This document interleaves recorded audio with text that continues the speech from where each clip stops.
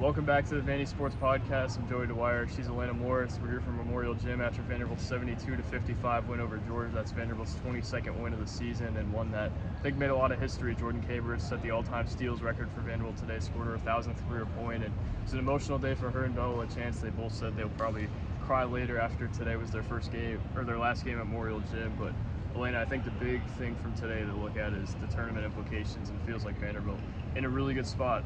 There's been no SEC team since 2000 to have 20-plus overall wins, 8-plus SEC wins, and not make the tournament. And Vanderbilt has 22 wins, 9 SEC wins.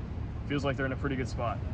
I'd have to agree with you, and something that Coach Ralph mentioned after the game is you control what only you can control, and so that's what they did. They won their last 5 of their 6 games. The only loss was to Tennessee, who will make the NCAA tournament. And I think the big thing today was they didn't just beat Georgia, they beat them by a large margin. Yeah, I think the main thing that's going to hold them back, if they're not going to make it, I think they probably will at this point, is the net. And they certainly helped themselves in that aspect today.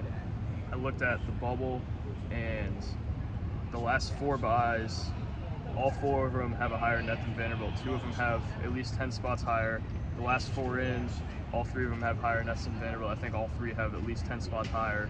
And then the first 4 out, all 4 of them have at least 10 spots higher than Vanderbilt in the net. So if Vanderbilt can move up a few spots, which feels like they can after winning by that margin of victory against a top 100 team, it feels like it would be in a pretty good spot, because I don't know really that there's anything else holding them back.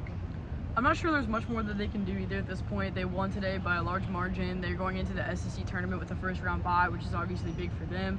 I believe that they'll play the winner of Missouri and Florida. It's looking like at that point the 11 and 14 seed. That'll be on Thursday night. So you have to imagine that they're just in a good spot. There's not much more they can do. I know a couple weeks ago we talked about what they needed to get done. That was win 5 of their last 6, or all of them, and they did exactly just that. Yeah, I think we need to talk more about today, though, Elena. There's a whole lot of storylines from today. You look at Bella LaChance getting swarmed on the court at the end of the game. All her teammates ran out like she does just about every stoppage to go high-five her and go pick her up. And I think that was a testament to the culture, like Shea Ralph said. Bella LaChance is somebody who didn't have to stay here, who could have gone down a level and played a whole lot. But she stayed here, didn't play a whole lot, was a leader of this team throughout a lot of the year, and will continue to be. And again, just a testament to what they are. Jordan Cambridge, again, had all her family here. A really special day for her in a lot of aspects. But Elena, maybe the best player they had today, I don't think it's really even a question. Iona Moore had 28 points, made a defender fall, 7 for 12 from the field, 11 for 11 from the free throw line, and Sasha Washington, 13 points, 13 rebounds. They're just getting it done, Elena. I mean, yeah, there's so much you just talked about Bella LaChance. Her teammates were so excited that she scored on her senior day, and that just shows how special of a person that Bella LaChance is. Jordan Cambridge, now leading Vanderbilt in steals, 340 and counting, of course, for the guard, and it was cool seeing her from Nashville. I don't even think she knows how many family and friends she had here today, so that was definitely a special moment for Cambridge. Iona Moore, 28 points. She made a defender completely fall on a great move for a 3-pointer. Sasha Washington, the double-double. I know that at times we've talked about her being an undersized center, but today she just proved that she battled against Javin Nicholson, one of her former high school teammates, and won that battle today. And someone that we haven't even brought up yet is Justine Passat. She's starting to catch fire a little bit. 4 3-pointers in the last game against Missouri, 4 more 3-pointers today. And so it seems that Vanderbilt is starting to click and get things going at the right time. Yeah, the thing that gives me optimism about this team, I don't know that they have a star. They don't have an Angel Reese. Iona Moore is getting better and seems to be a player that can be that, and kind of is that at times. Today she certainly was, but like Shea Ralph said, they have a lot of tools in the toolbox, and they have a lot of people they can turn to when it matters the most. They have a lot of people who can step up on different days. Today it was Iona Moore. Today it was Sasha Washington. Justine Passat. Cambridge wasn't at her best. She was 3 for 13, but still made an impact on the game. Camille Pierre, who's been their best player in some of these games, was 2 for 10 for 6 points. But Elena, that didn't matter today.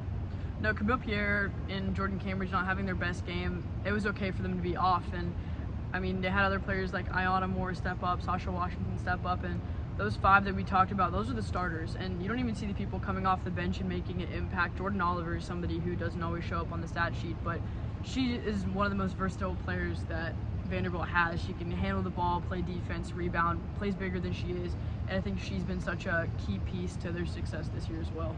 Another key piece to me is the way they've been able to get to the free throw line. A lot of their games have kind of been gross, like sloppy games, but they found a way to win in those games. I think it's because of the way they've got to the line today. They shot 18 for 21 from the line, and maybe kind of counteracting that, they only had 11 turnovers today, and Georgia only scored 7 points off of them.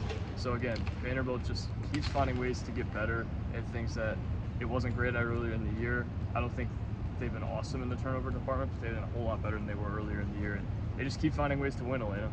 Yeah, they started out hot in SEC play, then they had that stretch where they lost 5 in a row. That's when it was against some of the best teams in the SEC, if not the best, and they were turning the ball over. It looked a little bit sloppy, but the last 6 games, minus the Tennessee game, I think Vanderbilt was just continued to play more complete games. And although they didn't shoot the best today, I think this is one of the most complete games that they've played in a while. It seems like from the start into the very end, they just looked like they knew exactly what they wanted to get done.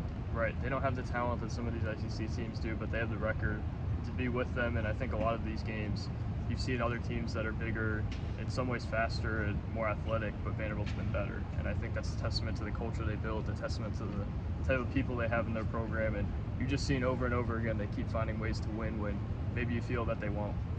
Yeah, today they got it done. And even in the third quarter, it started to feel like one of those games where they were letting things slip up just a little bit, and at times they had let those games go in the past. One of them, like Alabama and Missouri, 2 home games that sort of started to feel like the same direction. But when Jordan Cambridge hit that 3-pointer to end the third quarter, Vanderbilt had all the momentum on their side and brought it into the fourth quarter and closed it out and finished the game with a big win. Absolutely. Feels like a big stretch coming here for Vanderbilt women's basketball, potentially an NCAA tournament berth on the line as they go to Greenville. Elena will be there covering it, but for now, they're in a really, really good spot, and I think that's what we got to say for now. Thank you to the Wash House for allowing us to be here on a game-by-game basis and providing this coverage, or I guess helping us to provide this coverage. But we appreciate you guys. For Joey Dwyer, for Elena Morris, we're here from Memorial Gym as Vanderbilt wins 72-55 on a historic day for Vanderbilt women's basketball. We'll catch you soon. God bless. Peace.